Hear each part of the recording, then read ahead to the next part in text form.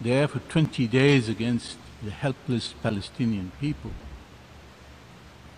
with 7,000 men, women, and small children, half of them children, killed by Israel in the last 20 days. 17,000 injured. 1.1 million Palestinians displaced. The enormity of the crimes that are being committed by Israel against the Palestinian people are so great and enormous that it is amazing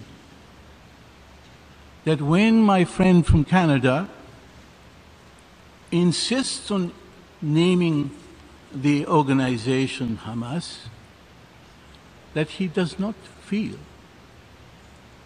the need for the equity and balance and fairness for which Canada is so well known. He does not feel the need to name Israel for killing 7,000 Palestinians and injuring 17,000. Only Hamas. Is this balance? He says what needs to be named has to be named. We believe Israel needs to be named. If you are fair, if you are equitable, if you are just, you will not blame one side and not the other. And if you were to go back to the issue of who started this, we all know who started this.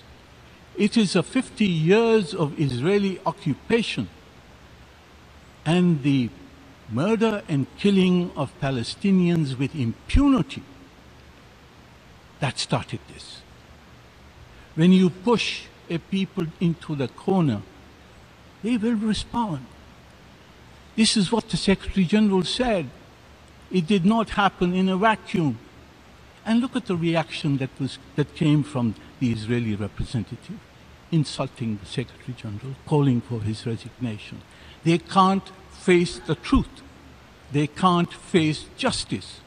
They can't face the fact that the crime has originated with the Israelis.